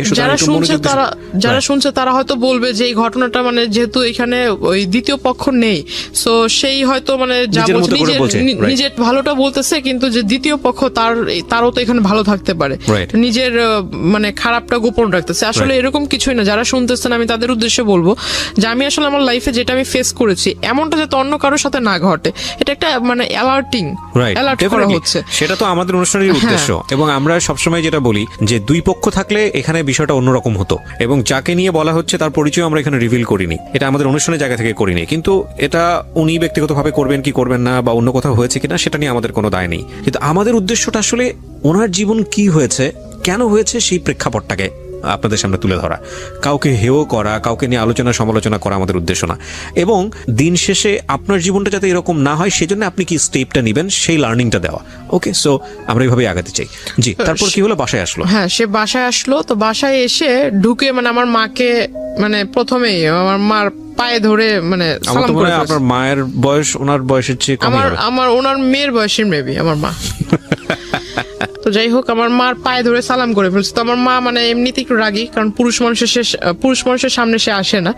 তো আমার মা খুব রেগে গেছে, মানে যে আপনার আমাদের ওখানে বলে শলা, আসলে এটা বলা ঠিক হবে কিনা জানি না, তবু যেটা ঘটেছে আমি বলি। তো আমার মা আসলে শলা নিয়ে আসছে হাতে করে, মানে খুব রেগে গেছে যে আমার পায়ে টাচ করলো কেন এই লোক। তার মানে জানতো যেহেতু আগে থেকে, সুতরাং আপনার মা না, আমার মাকে তো আমি ছবি আগেই দেখাইছি, আর সেই লোক চলে আসছে। আর আমি ততক্ষণ অব্দি মানে নানার কাছ থেকে শুনছি অন্য ঘরে, মানে মাত্র গোসল করে এসে ঘরে ঢুকছে, আর ওই টাইমে বাইরে থেকে কিন্তু সাউন্ড পেয়েছে, সে বলতেছে আমি আসছি। এইটা শুনে মানে একটু মনের ভিতরে যেটা ধুক ধুক করতেছে আমার। আমি বলতেছি যে এই লোক যদি এখন বাড়িতে মানে আগে পরে সবকিছু বলে, আমি তো আসলে লেখাপড়াটা বুঝি আজকেই আমার শেষ, আর যাইতে পারবো না। আমার মাথা একদম বই টই সব একদম পুড়ে ফেলবে। তো আমি অন্য ঘরে বসে শুধু চুপচাপ মানে ভাবতেছি যে আসলে কি বলবো। বাড়ির লোকের কাছে যখন এই লোকটা তার মতো করে বলবে, বাড়ির লোক আমাকে যখন জিজ্ঞাসা করবে, আমি তখন কি করব। তখন ওই লোকের সামনে আমার মা শলা নিয়ে আসে, মানে তাকে দেখাইতেছে শলা দিয়ে বাড়ি মারবে, মানে ঝাঁটা। হ্যাঁ, ওই শলা দিয়ে বাড়ি মারবে। তো ওই লোক বলতেছে যে মানে সে তো আর ইশারা বোঝে না, ইশারার কথা তো আর বোঝে না ওই লোক। আপনার মা সম্পর্কে তো জানতো যে উনি? না, এগুলো জানতো। ও একেবারে জানতো না? আচ্ছা। তো ওই মানে সে তো ইশারা ভাষা বোঝে না, সে বলতেছে মানে হাত দিয়ে দেখাইতেছে যে আমি ওইরকম কেউ না, আমি আপনাদেরই পরিচিত, আপনাদেরই ওই কি বলে ওই আত্মীয় হব, এরকম কিছু একটা বলতেছে। তো আমার মা আসলে তো মানে মা তো রেগে আছে, হাতে নিয়ে মা বারবার বলতেছে তুই ঘর থেকে বেরো, এরকমটা বলছে। তো আমি ওই ঘর থেকে আসলাম, আসার পর তাকে ডিরেক্ট সবার সামনে জিজ্ঞাসা করলাম যে আপনি এখানে কি করে, মানে অ্যাড্রেস পেলেন কোথায়? বলতেছে যে বললাম না আমার কাছে কোনো কিছু অসম্ভব না, আমি তো সবকিছু জানি, তোমার সম্পর্কে সমস্ত কিছু জানি। মানে আমি আসলে খুব হতভম্ব। আমার নানা একবার আমার দিকে তাকায়, আমার নানু একবার আমার দিকে তাকায়, আমি একবার তাদের দিকে তাকাই, মানে তারা আমাকে গিলটি ভাবতেছে। আমি এখন মানে ভাবতেছি যে আসলে আমি যদি তাদের বাড়ির লোকেরে বলি, এরা কি আদৌ আমার কথা বিলিভ করবে? কোন দিক থেকে বিষয়টা নিয়েছে জানি না। তো নানা বাইরে এসে বলতেছে যে আমাদের বাড়িতে আজ পর্যন্ত যেই আসুক না কেন, সে যদি ফকিরও হয়, সে শুধু খালি হাতে মানে খালি মুখে যায়নি। এখন এই লোকটা যখন ভাতের কথা বলে ফেলছে, আর দুপুরের টাইম, আমরা এখন কেউ খাই নেই, তো ঘরে আমার মাকে জিজ্ঞেস করতেছে ভাত আছে কিনা। তো আমার মা আসলে বিষয়টা কি ভাবছে জানি না, ফ্রিজ থেকে পচা ভাত দিছে। আর তখন ফ্রিজ যে খুলছে, ফ্রিজের ভিতরে যে মাংস টাংস আছে, এটার সেন্ট আবার উনি পাইছে, যেহেতু খাটে বসা ছিল, উনি সেন্ট পাইছে যে ফ্রিজের ভিতরে মাংস আছে, কিন্তু অথচ আমাকে পচা ভাত দিছে। তখন উনি বলতেছে যে আমাকে ওই কাঁচামরিচ দেন অনেকগুলা, আর পেঁয়াজ দেন। তো আমার মা ওই পেঁয়াজ টেয়াজ ছুলে টুলে নেই, ওইভাবে আইনা একদম তার খাটের ভিতরে ফেঁকে মারছে। তো সে আসলে দেখলাম আসলে মানুষ নির্লজ্জ হলে কতটুকু নির্লজ্জ হতে পারে, মানে বলা নাই কওয়া নাই, সে হুট করে একজনের বাসায় আসলো, সে নিজে থেকে ভাত চাইলো, ভাত মানে তাকে যে মানুষ এতটা মানে তাকে দেখে এতটা খারাপ বিহেভ করতেছে, তারপর সে উঠে যাচ্ছে না, সে ওখানে বসে আছে, সে ওই ভাতগুলো খেয়েছে। খাওয়ার পর আমার নানাকে বলতেছে ভাই একটা কাগজ থাকলে কাগজ আমাকে দেন। তো পরে আমার নানা কাগজ এনে দিল, কাগজ এনে দেওয়ার পর সে লিখে দিল। আমার মাকে বলতেছে যে আপনার মেয়ে খুব ভালো, আপনার মেয়ে খুব মানে আপনার মেয়ের ভাগ্য খুব বড় হবে, আপনার মেয়ের ভবিষ্যৎটা খুব উজ্জ্বল হবে, আর যদি আপনাদের অনুমতি হয় তাহলে ও আমাদের দলে আসবে, দলে আসার পর দলের কাজ করবে, দলীয় কাজ করবে, তার ফলে আপনারা সবাই খুব ভালোভাবে থাকবেন, এরকম কিছু একটা বলতেছে। তো আমার মাকে যখন লিখে ওটা দিছে, আমার মা একদম কাগজ মানে যেটাকে কি বলে মানে হ্যাঁ ওর দুমড়ে মুছে ওর মুখের ভিতর মারছে। তারপর আমি ওনাকে মানে বাধ্য হই ওনার কলার ধরে বের করতে। তারপরও সে মানে তখন তার যে আমি একটা পুরুষ মানুষ, আসলে যে কোনো পুরুষ মানুষের কলার ধরলে সে রাখবে, রাইট?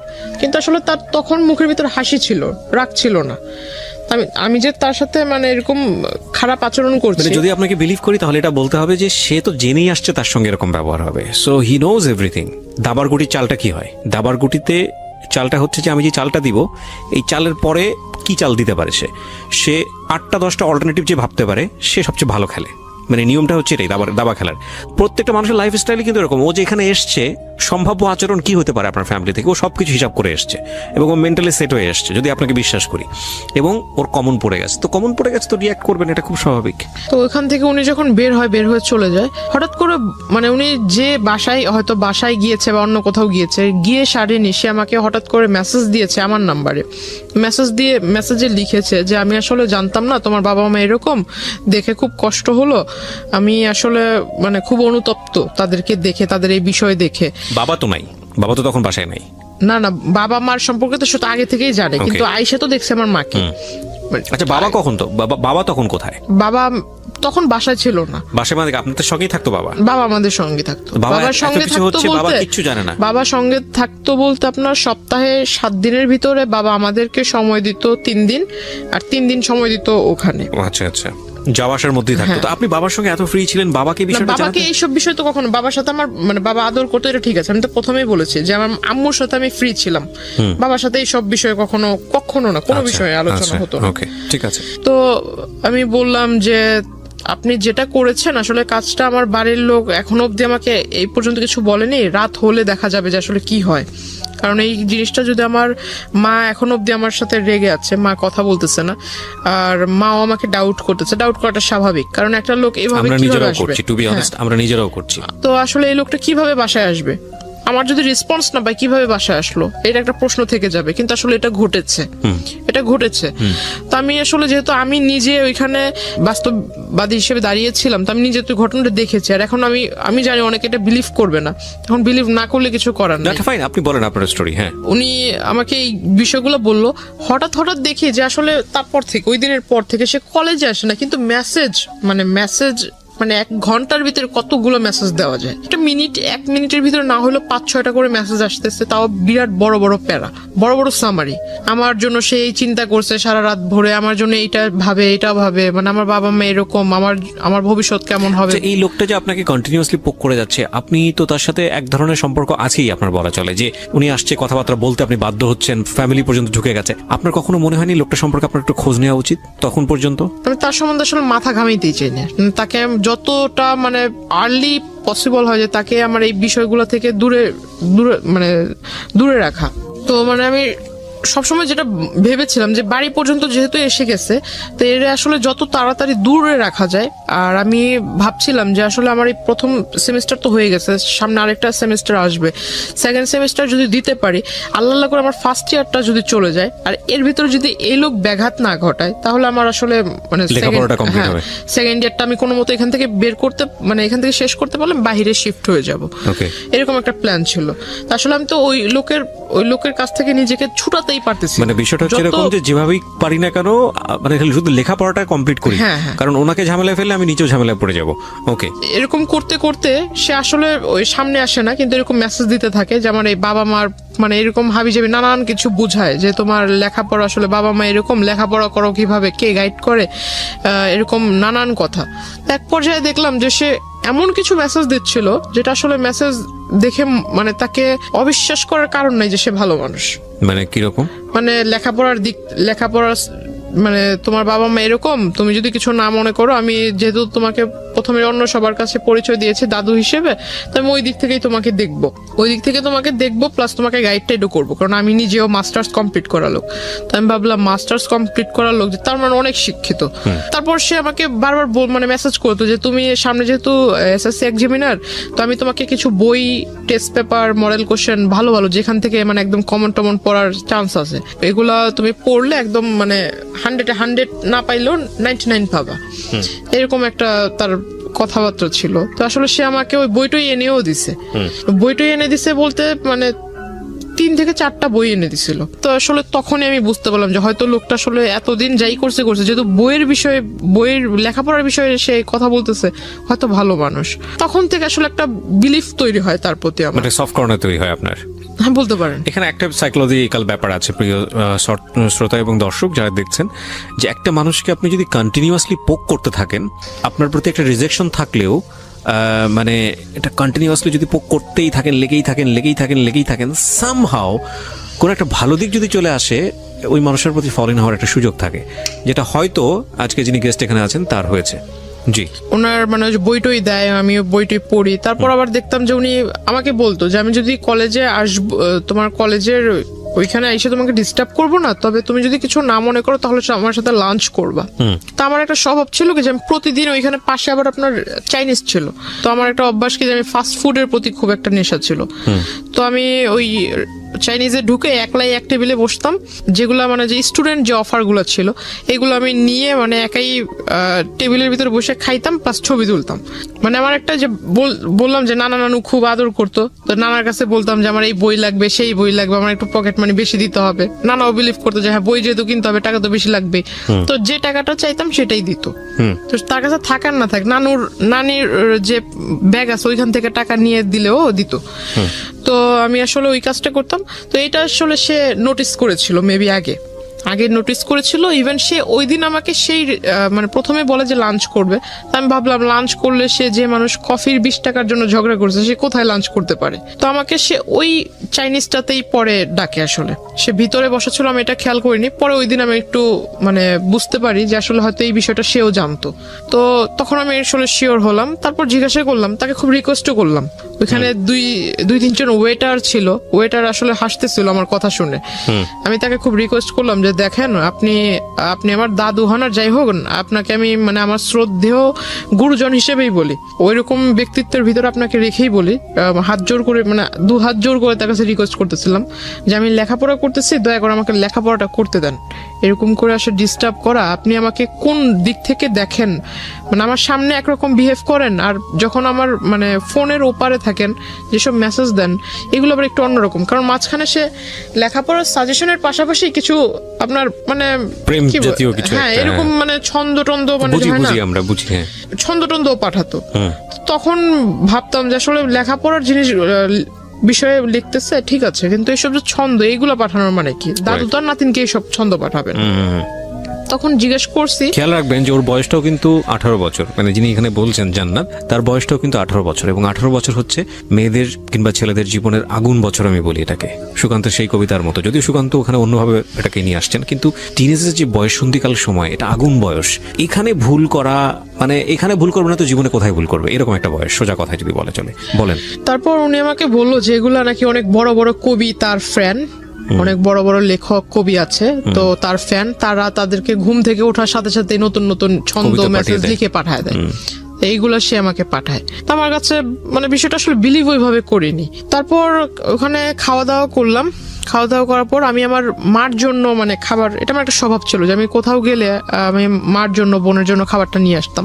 তো আমার খাওয়ার পর আমি খাবারটা পার্সেল করে নিয়ে আসি, আমার টাকা দিয়ে আমি খেয়েছি। তো সে আমাকে বলতেছে যে আমি আজকে না হয় আমি বিল পেমেন্ট করি। তো আমি বললাম যে না থাক, আপনার করার দরকার নেই, আপনি শুধু আমার একটা কথা রাখেন যে আমি খুব উপকৃত হব এটা করলে, আপনি আমার মানে আমার পিছু ছেড়ে দেন, পারলে আমার জন্য একটা ছেলে খোঁজেন, কিন্তু আপনি আমার পিছু ছেড়ে আমাকে ভালো সাজেশন দিচ্ছেন, এটা ভালো দিক, কিন্তু যেসব মাঝে মাঝে যেসব কথা বলেন বা যেসব SMS দেন এগুলো আসলে ঠিক না। তারপর আমি তাকে ওই SMS গুলো আমি নিজে তাকে পড়ে পড়ে শোনাই। তখন পিছন থেকে ওয়েটাররা খুব হাসতেছিল। আমাকে একজন ওয়েটার জিজ্ঞাসা করলো আমি যখন বের হব, সে কিন্তু ভিতরেই বসে আছে। সে ভিতরে বসে আছে বিকজ সে, আমার প্রশ্ন হলো যে এতদিন যে সে আমার সম্পর্কে খোঁজ নিয়েছে, সে যেহেতু জানে যে আমি ওই চাইনিজে খাওয়া দাওয়া করেছি এর আগে বেশ কয়েকবার একা একা এসে, তাহলে তার ভিতরে হয়তো প্রশ্ন জাগতে পারে যে সে একটা মেয়ে একা একা চাইনিজে এসে কেন খাবে, হয়তো নিশ্চয়ই কারোর সাথে খেয়েছে, এমন প্রশ্ন সে জিজ্ঞাসা করতে পারে। বা সে কেন কি বললো ওটাকে মানে কেন খোঁজ নিল না যে আমি ওইখানে একা একা কি প্রতিদিনই রেগুলার এসে খাই বা কত টাকার খাই, এরকম কিছু একটা। এরকম না করে মানে সে ডিরেক্টলি ম্যানেজার মানে এগুলো আগে না করে ওই দিন যায় সে ম্যানেজারকে জিজ্ঞাসা করে। এগুলো তো সে আগেও করতে পারতো, যেহেতু সবকিছু জানে সে আগে খোঁজ নিতে পারতো। সে আমি চলে আসার পর ওই দিনই ম্যানেজারের কাছে যা জিজ্ঞাসা করে, সে করে কি মানে টাকা দেয়, টাকা দিয়ে মানে খোঁজ খবর নিবে আর কি, যে আমি এর আগে 2016 শুরুর দিক থেকে যে এই কয় মাসের ভিতরে সে কতবার এসেছে, আমার ছবি দেখায় কতবার এসেছে। তখন মানে ওই ফুটেজগুলো সে নেয়, ফুটেজগুলো নিয়ে সে করেছে কি ওই যে আপনার স্টুডিওতে মেবি ফুটেজ কাটা যায়, কেটে মেবি এডিট করা যায়, ওখানে কেটে ওই ওই রেস্টুরেন্টে সে তার সাথে এক লোককে নিয়ে গিয়েছিল, লোক নিয়ে তার মানে ভিডিও করে সেটার সাথে ম্যাচ করে দিছে, অথচ ভিডিওতে ক্লিয়ার দেখা যাচ্ছে যে তার সাথে আমার মানে আমি আমার টেবিলে বসা একা, আমার টেবিলের সাথে কেউ বসে খাচ্ছে না, শুধু কিন্তু টেবিল ভরা খাবার, আমি একা, টেবিলের ভিতর অন্য কেউ এসে খাচ্ছে না, এটা মেবি অনেকক্ষণ সময় ধরে, এটা স্পষ্ট বোঝা যাচ্ছে, কিন্তু সে এগুলা করে মানে এটা পরবর্তীতে আমাকে আর কি ব্ল্যাকমেইল করেছে। তো উনি হঠাৎ একদিন আমাকে মাঝখানে আসলে তার সাথে আমার সম্পর্ক ওইরকম মানে আগে যাও নকটক দিত, মেসেজ টেস দিত, হঠাৎ দেওয়া হয় না, হয়তো মেবি তার ফ্যামিলিগত কোনো একটা প্রবলেম ছিল। তো তখন আমি ভালোই দিন যাচ্ছে, তো আমার কিছু বাবা তখন একটু বাইরে ছিল, ইন্ডিয়াতে আবার গিয়েছে, তো মার কিছু প্রয়োজনীয় জিনিস ছিল, তো তখন আবার বাড়িতে হয়েছিল কি যে আমার নানুর সাথে আম্মুর একটু কথা কাটাকাটি হয়েছে, তো আমি একটু খুব জেদি ছিলাম যে এত বছর ধরে আম্মু এখানে আছে, আম্মুকে এত ভালোবাসো, তাহলে আবার এত কথা কেন বলবা, এটা খুব রাগ হয়েছে। তো আমি করেছিলাম কি পাশের মানে 2-3 বাসা পরে পাশের বাড়িতে এক আত্মীয়র বাসাতে রুম ভাড়া দিত, তো আমি আম্মুকে নিয়ে ওখানেই যাই, ফার্স্ট ওখানেই গেলাম। তো যাওয়ার পর ওখানে কিছুদিন রইলাম, তো এখন আম্মু বলতেছে যে অনেক জিনিস কমতি আছে, এগুলো লাগবে। তো আমি বললাম যে ঠিক আছে, তো আমি নিজেই যাব। তো আম্মু বলতেছে যে তাহলে তুমি কিভাবে আনবে? তো আমি বললাম না, আমি একজন নিয়ে যাব সাথে করে, কারণ নৌকাওয়ালা হোক বা রিক্সাওয়ালা হোক, এদেরকে দিয়ে নিয়ে আসবো। তো ওখানে গেলাম, এই মানে কথাটা আসলে হয় কোনো নৌকালাই লিক করেছে নাকি আমার এলাকা থেকে কোনো লোক লিক করেছে আমি জানি না। পরে আসলে হঠাৎ মানে আমি নদীটা ক্রস করেও সারিনি, মাত্র রিক্সা রিক্সা নিয়ে একটুখানি ঢালের মানে ওই রোডের একটু ঢালে উঠেছি, তখনই মানে সে আইসা এরকম রিক্সা থামাইছে, মানে একদম ওই বিয়ের সময় যে পাঞ্জাবিগুলো আর কি পরে, এরকম লাল পাঞ্জাবি পরে আসছে, মাথায় টুপি দিয়ে আসছে। তো তাকে দেখে মনে হচ্ছে একটা যে রাস্তায় ভিক্ষা করে না অনেক মানুষ, মাথায় টুপি দিয়ে এরকম একটা লুক নিয়ে আসছে সে। তো আসলে আমি তাকে দেখে অবাক হই, সে আমাকে বলতেছে যে তোমার সাথে একটু কথা ছিল, তোমাকে আমি আর কোনোদিন ডিস্টার্ব করবো না, মানে একদম শেষ একটা কথা বলবো, সেটা আসলে এই পরিবেশে বলা যাবে না, একটা সুন্দর পবিত্র পরিবেশে তোমাকে আমি নিব। তো আমি বললাম পবিত্র পরিবেশ আবার কোনটাকে বলে?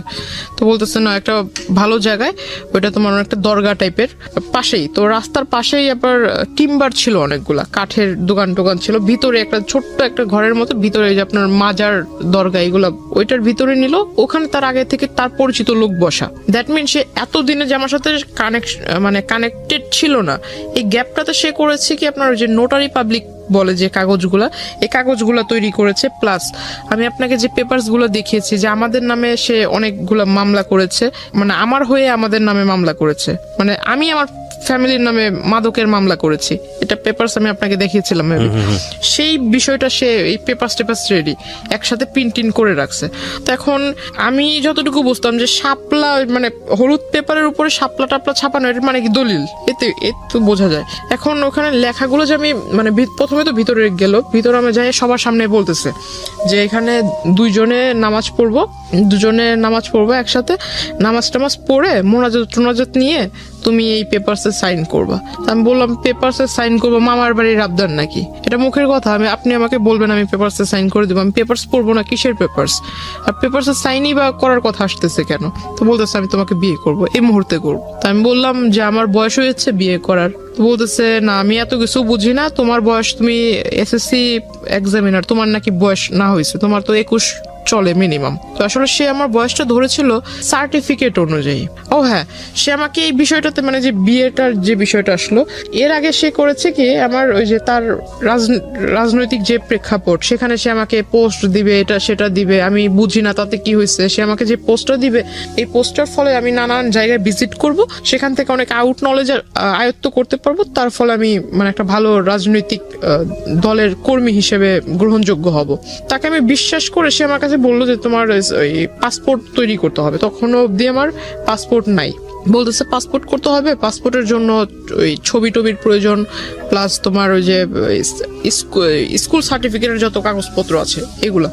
তো আমি বললাম যে আসলে পাসপোর্ট আপনি কেন করবেন, আপনি আমাকে বলেন কোথায় যেয়ে করতে হবে, আমি বাড়িতে যেয়ে বলবো। তো বলতেছে না, বাসায় জানানোর দরকার নেই, এটা তুমি বাসায় সারপ্রাইজ দিবা, যখন তুমি পোস্টটা পাবা বা এই পোস্টটা যখন টিভিতে তোমাকে দৈনিক দেখানো হবে, মানে নানান রকম অনুষ্ঠানে তোমাকে দেখানো হবে, তুমি যখন বক্তৃতা দিবা বাড়ির লোক দেখবে, তারা এমনিতেই ইমপ্রেসড হবে। তাই আমি বললাম সত্যি কি এরকম কিছু হবে? তো যেহেতু ভিতরে একটা ওই রাজনীতি করার একটা ক্ষোভ ছিল, ক্ষোভ বা ক্ষোভ না, ভালো আগ্রহ। আচ্ছা যাই হোক, ওটা ছিল। তো আমি আসলে ওই দিক থেকে চিন্তা করলাম, সে যেহেতু মানে মানে মেঘ না চাইতে বৃষ্টি হয়ে যাচ্ছে, আমার ছোটবেলা থেকে একটা ইচ্ছা ছিল সে আমাকে মানে এত বড় একটা মানে প্ল্যাটফর্মে somehow আপনি নিয়ে, লোভে পড়ে তাকে কিছু ডকুমেন্টস দিয়েছেন, আমি বুঝতে পারছি। হ্যাঁ, লোভ বলতে পারেন, তো প্ল্যাটফর্মে দাঁড় করিয়ে দিবে তো ভালোই, তো আমার ইচ্ছাটা পূরণ হবে।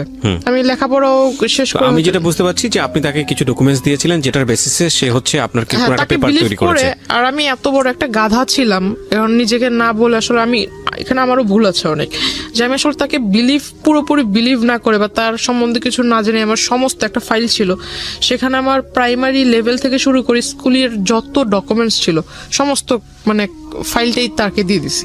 না, ফাইলটা দেওয়ার মানে মূল ফাইলটার ভিতর তোমার কাগজপত্র ছিল, ওই ফাইলটাতে সমস্ত মা সব স্কুলের যাবতীয় কাগজপত্র রাখে। তাকে সার্টিফিকেট গুলো বের করে দিচ্ছে, সে আমাকে বলতেছে যে না তোমার সার্টিফিকেট দরকার নেই, আমার কাছে আমি কিসে করে নিয়ে যাবো এই কাগজগুলো, কাগজ তো মূল্যবান কাগজ, যেহেতু ফাইলটার ভিতর আছে, ফাইলটা এখন এই ফাইলটা যা যা আছে এই সমস্ত কিছু আমি আবার তোমাকে ব্যাক করে দিব, তুমি আমাকে এটা দাও, আমি তোমাকে যা যা আছে সমস্ত কিছু ফিরিয়ে দিব। তো আমি গেলাম, সে আমাকে বললো যে ছবি তুলতে হবে, 22 কপি না 20 কপি যেন ছবি লাগবে বলছিল। পরে ছবি তুললাম স্টুডিও থেকে, স্টুডিওর ছবি আনবন্ড করে আর আমাকে বলে মানে ডেট বলে না যে অমুক দিন আনতে হবে, ছবিগুলো আমাকে দিবা, এই ছবি দেওয়ার ডেটটা আর বলে না। তো আমি আর ওই বিষয়ে মাথা ঘামাইনি, ছবি স্টুডিওতে পড়ে রয়েছে। সে ওই সার্টিফিকেটের ফটোকপির সাথে ফটোকপি আর ওই আপনার ওই ফটোকপির ডেট দিয়ে সে আর কি বলে যে আমি বিয়ের বয়স আমার হয়েছে, কারণ সার্টিফিকেট আমার 4 বছর বয়সে মেবি আমাকে স্কুলে ভর্তি করা হয়, আমাকে বয়সটা বাড়িয়ে দিছিল কারণ আমার গ্রোথের বিয়ে করতে কারণে। চাইলো আপনাকে, তারপর কি করলেন? সার্টিফিকেটের অনুযায়ী সে আমাকে ওই বয়সটা দেখায় বেশি। সে আমাকে যখন বিয়ের প্রস্তাবটা দেয় সবার সামনে যখন দেয়, আমি মনে করেছিলাম যে দরগাতে মাজারে তো অনেক মানুষই যাতায়াত করে, কিন্তু আসলে ওইখানে যারা যারা ছিল সবাই যে তার পরিচিত এটা আমি জানতাম না। সে হঠাৎ করে আমি যখন না করি যে না আমি সাইন করব না, আর বিয়ে তো প্রশ্ন আসে না, আর আপনাকে আমি বিয়ে করব, আর যদি বিয়ে করিও তাহলে তো আমার বাড়ির লোককে জানাতে হবে। তারপর সে আমাকে বললো এই কথা, বলার পর আমি বললাম যে না আমার যেহেতু বাবা মা জন্ম দিয়েছে, জন্ম দেওয়ার যেহেতু তারা জন্ম দিয়েছে বড় করেছে, এখন আমি তার বিয়েটা তো তাদের ছাড়া করব না, আমি বিষয়টা আসলে তাদেরকে জানাবো, একদিনের সময় আমাকে দেন, আপনি একদিনের সময় দেন, আমি এটা বাসায় যা বলবো, তারপর কালকে আগামীকাল মানে তার মূলত তার ওইখান থেকে আমার চলে আসা দিয়ে কথা। তো সে করে কি আসলে উপরে মানে সে হয়তো বুঝতে পারে যে আমি বের হতে চাচ্ছি, সে উপরে দাঁড়িয়ে মানে আমি তো বসা, সে উপরে দাঁড়িয়ে মানে খুব খুব মানে হিট কি বলে এটা, খুব হাইলি আমাকে একটা পাঞ্চ করে মুখের ভিতরে, আর তার একটা ঘুষিতেই আমার এখান দিয়ে ফেটে যায়, রক্ত বের হয়। তারপর সে তার হাতে মেবি ধারালো কিছু ছিল, আবার এইখানে মানে এভাবে মানে টান দিতে গিয়ে এখানে নাকের পুরো মাংসটা উঠে আসছিল। আমি আসলে খুব জোরে ব্যথা পেয়েছিলাম, খুব হাউমাউ করে কান্না করতেছিলাম। তো আসলে পাশে যারা ছিল তারা মিনিটের জন্য আমাকে ধরেনি বা ওই লোকটাকে বলেনি যে তুমি এটা করতেছো কেন, এটা আসলে জিজ্ঞাসা করেনি। তখন আস্তে আস্তে ওরা করতেছে কি বাইরে চলে যাচ্ছে, তখন বুঝতে পারলাম যে হয়তো ওরই পরিচিত লোক, নয়তো কিছু বলবে না কেন। তো ওইখানে একটা মহিলা ছিল, আমি তাকে বললাম দেখেন আমি আসলে তাকে মানে ওইভাবে চিনি না, কিছুদিন ধরে চিনি, কিন্তু সে আমাকে জোর করে বিয়ে করবে এটা তো হয় না, আর আপনাদের এখানে এগুলো ঘটতেছে আপনারা কিছু বলতেছেন না কেন। তো ওই মহিলার ওইখান থেকে সে ও করে কি আমাকে নিয়ে বের হয়ে যায়, বের হয়ে আমার এখান থেকে রক্ত বের হইতেছে, সে আমাকে রাস্তাটা টেনে নিয়ে যাচ্ছে। এক লোক জিজ্ঞাসা করতেছে যে মেয়ের মুখ থেকে রক্ত বের হচ্ছে, মাংস এখান থেকে ফেটে গেছে, আপনি মানে ওকে এইভাবে টেনে নিচ্ছেন কেন? সে বলতেছে আমার মেয়ে আরেকজনের সাথে ভেগে যাচ্ছিল, ওরে ধরে নিয়ে আসছি, তোরে মারবো না কি করব। সে মানুষের কাছে ওটা বলতেছে। সে যখন বলছে যে লোকটা জিজ্ঞাসা করছে সেই লোকটার আর বলার কিছু ছিল না, সে আমাকে নিয়ে গেল তারই পরিচিত এক। তো আপনি কিছু বললেন না কেন তখন? তখন আমি আসলে কিছুই বলিনি, এটা না বলার হয় মানে তখন, কিন্তু আমার মনে আছে যে আমি তখন কান্না করতেছিলাম খুব। Something fishy. আমি প্রথম কথা হচ্ছে যে আপনি গল্পটা যেভাবে বলছেন তাতে মানুষের অনেক প্রশ্ন তৈরি হবে, যেটা আমারও হচ্ছে। একটা মানুষকে আপনি প্রথম থেকেই বলছেন পছন্দ করেন না, যে মানুষটাকে আপনি পছন্দ করেন না সেই মানুষটা এত দূর যেতে পারে না, এটা একদম জেনারেল পারসেপশন। সেই মানুষটাকে আপনাকে মাজারে নিয়ে যাবে, সেই মানুষটা আপনার বাসায় ঢুকে যাচ্ছে, সেই মানুষটা আপনাকে সাজেশন দিচ্ছে, সেই মানুষটাকে আপনি আবার হচ্ছে আপনার ডকুমেন্টস সবকিছু দিয়ে দিচ্ছেন না। This is really unbelievable. এটা আমার কাছে পুরোটাই অবিশ্বাস্য মনে হচ্ছে। একটা জায়গা থেকে কোনো না কোনো ভাবে আপনি ওনার প্রতি কোনো না কোনো কোনো দিক থেকে ফল ইন ছিলেন, নইলে এটা তারপরে দুর্বল তো ছিল যে আপনার লেখাপড়ার যে সাজেশনটা দিত ওই দিক থেকে তাকে মানে রেসপেক্ট যদি করতাম। আমি বলি তালিবাজার বিষয়টা, তাহলে আমার মনে হয় এখানেও আপনার কোনো অবদান আছে। আমি জানি না, আমি আরো সামনের দিকে যেতে চাই, পুরো গল্পটা আমি নিয়ে আসতে চাই। জি বলুন। তারপর আচ্ছা, তারপর সে আমাকে মানে ওই জায়গায় অফিসটাতে নিয়ে গেল। অফিসে নিয়ে যাওয়ার পর সে আমাকে বললো যে তোমার এখানে তুমি সিগনেচার করবে, তো তোমাকে তো ওইখানে সবার সামনে মাত্র 2টা আঘাত করেছি, এর থেকেও বেশি কিছু করতে পারি, তো তুমি এখানে সিগনেচার করো। তখন আমি আসলে বললাম যে আপনি আমাকে একদিনের সময় দেন, আমি বাসায় যাই বিষয়টা ডিসকাস করি। তো সে আমাকে বলতেছে যে তুমি এই অবস্থায় বাসায় যাবার আমাকে পুলিশ কেসের ভিতরে ঝামেলার ভিতরে ফেলবা, আমি কি এতই কি বোকা নাকি, তোমাকে এই অবস্থা ছেড়ে দিব। পরে সে আমাকে ওই এটা কি বলে যে মানে ফোনের ভিতরে ছিল আপনার কিছু যে সফটওয়্যার দিয়ে মেবি আমার পিকচারকে সে নেগেট করেছিল, কিছু পিকচার সফটওয়্যার দিয়ে। তো আসলে সফটওয়্যার দিয়ে এটা আসলে আমারই পিকচার ছিল না, অন্য কারো পিকচার ছিল সেটা জানি, কিন্তু বডির ভিতর আমার মাথাটাই ছিল, বডি টোটালি ওপেন ছিল, বাট মাথাটা আমার ফেস একদম স্পষ্ট দেখা যাচ্ছে।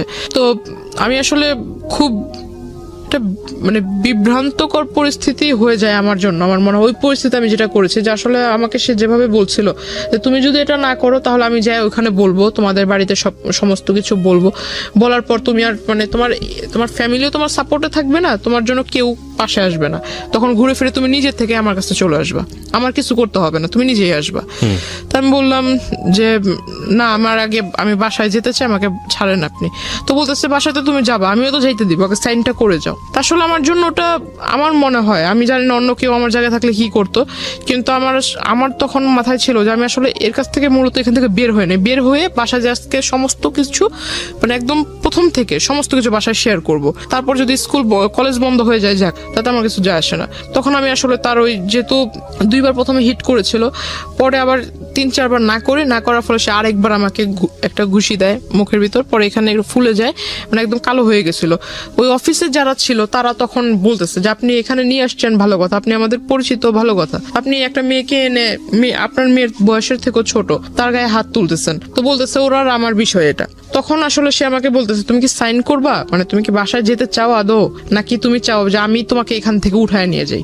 আমি বললাম যে আমি বাসায় যাবো। তো বলতেছে যদি বাসায় যেতে চাও ভালো মানুষের মতো সাইন করে দাও। সাইনটা মানে কি বিয়ের কাগজে কাবিননামাতে সাইন? কাবিননামা আসলে সে আমাকে জাস্ট উপরে, আমি যখন পড়তে যেহেতু কাগজে সাইন করবো, তাকে জিজ্ঞাসা করলাম যে কাগজে তো এমনি সাইন করবো, তো আমি একটু পড়ে নেই কি কি লেখা আছে, আমার তো পড়ার দরকার আছে। তো আসলে সে আমাকে পড়তে দিচ্ছিল না, সে শুধু বললো যে সাইন করার যে দাগটা থাকে সেখানে আবার নিচে দেখলাম যে সাক্ষীটা কে লেখা ছিল। আমি তাকে জিজ্ঞাসা করলাম যে বিয়ে তো সাধারণত কাজী সাহেবরা পড়ায়, তো এখানে তো কোনো কাজী নেই, কিছু নেই, এটা কিভাবে বিয়ে হচ্ছে?